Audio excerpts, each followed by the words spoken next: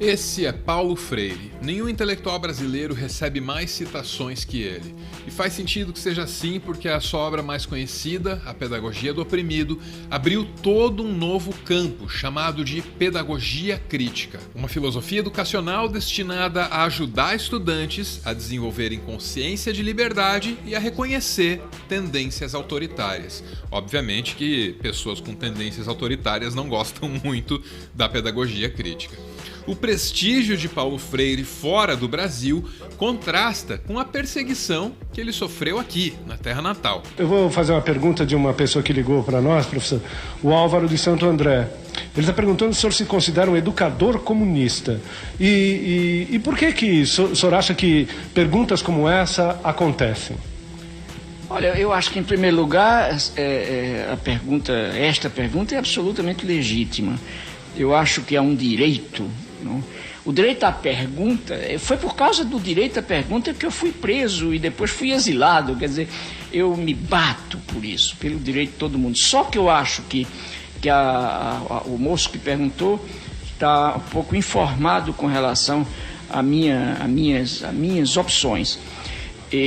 Eu não sou anticomunista nesse sentido medieval, de considerar que comunista come gente, de rosbife, mas também não sou comunista.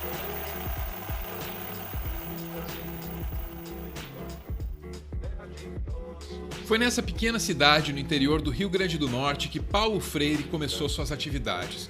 Ele chegou aqui em 1963, se propondo a alfabetizar 300 alunos em 40 horas. Era uma meta ambiciosa, mas ele conseguiu. O sucesso dessa primeira experiência pode ser atribuído, sem nenhum risco de cair na pieguice, ao poder da empatia do educador.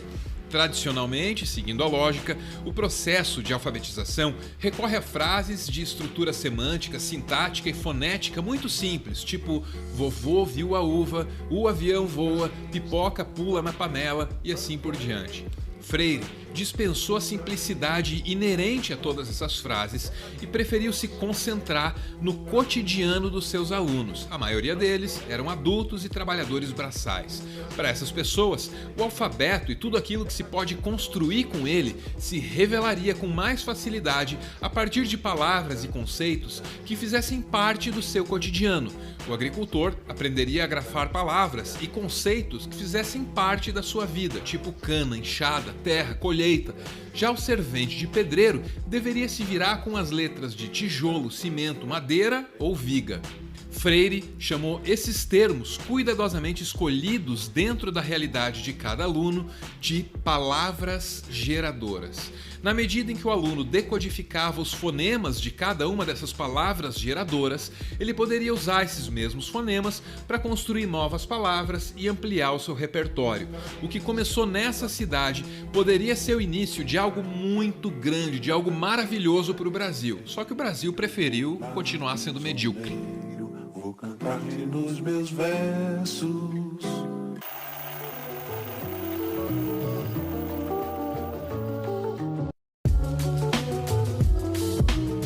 Com os resultados obtidos no Rio Grande do Norte, o método de Paulo Freire parecia ter um futuro promissor pela frente. Certamente não faltariam alunos, já que no Brasil da década de 60, 39% da população era analfabeta. O governo, liderado por João Goulart, abriu espaço para que a experiência de Paulo Freire no Rio Grande do Norte fosse multiplicada. Professores seriam treinados no método e implantariam 20 mil núcleos de ensino estrategicamente espalhados pelo território nacional. Em 1964, ano seguinte ao sucesso de Freire no Rio Grande do Norte, vários desses núcleos já estavam funcionando. Nesse mesmo ano, os militares tomaram o poder e determinaram o fim da iniciativa, já batizada de Plano Nacional de Alfabetização. Mais de 20 anos depois, quando a ditadura terminou, o Brasil ainda tinha 33% de analfabetos em sua população. Muito pouco tinha sido feito. Todos os dados sugerem que o combate ao analfabetismo não era exatamente uma prioridade dos militares, ao contrário do combate a Paulo Freire. Esse sim eles combatiam.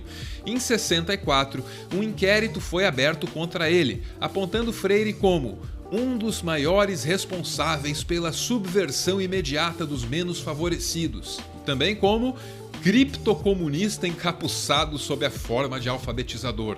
Já a experiência do Paulo Freire no Rio Grande do Norte foi definida como uma extraordinária tarefa marxista de politização. O texto final do inquérito era assinado pelo tenente-coronel Hélio Ibiapina Lima, que em 2011 seria acusado pelo relatório da Comissão Nacional da Verdade por violar direitos humanos e cometer crimes durante o regime militar. Perseguido, Freire optou pelo exílio. Foram 15 anos de andanças por países tão diversos quanto Bolívia, Chile, Estados Unidos e Suíça. Em todos esses lugares, ele continuou produzindo. Freire recebeu 48 títulos de doutor honoris causa, além de uma indicação ao Nobel da Paz.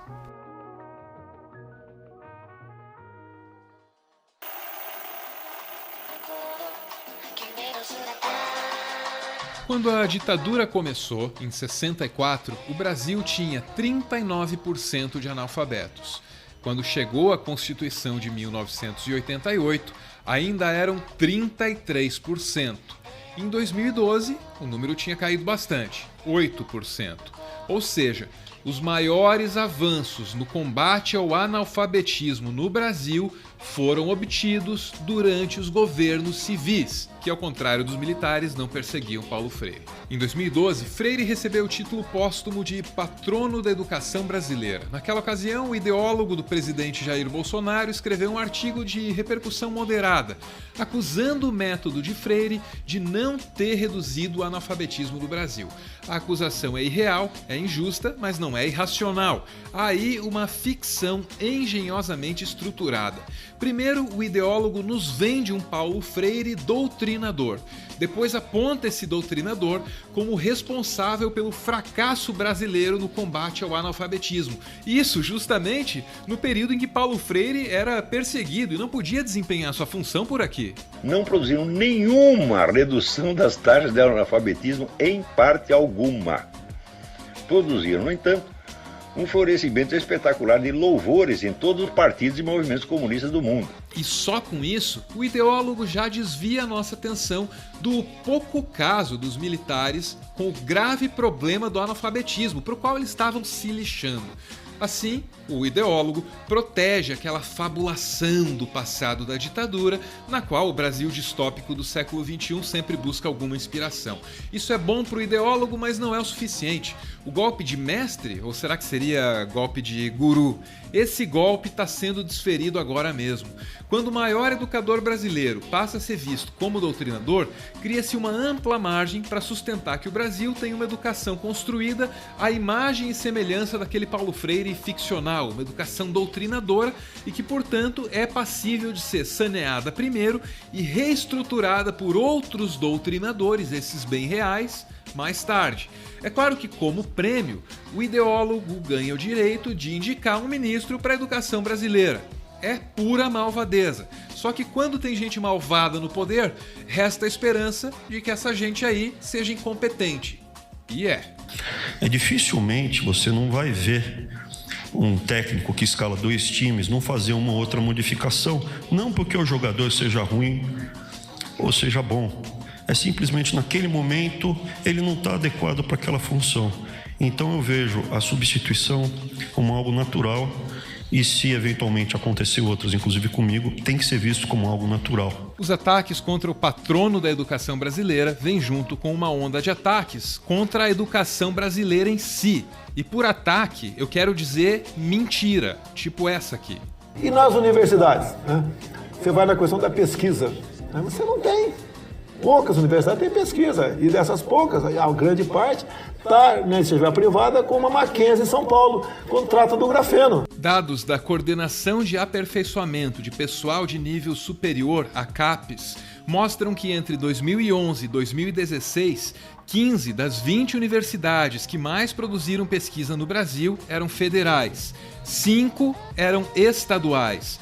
Todas eram públicas. E esse tipo de coisa, esse tipo de ataque mentiroso, isso aí só dá mais e mais razão para o Paulo Freire. O desrespeito do poder público nesse país desde que inventaram o Brasil. até hoje, o desrespeito a educadoras e educadores é uma coisa que me ofende. Então, a gente tem que ser respeitado e é preciso brigar nesse país para ser respeitado.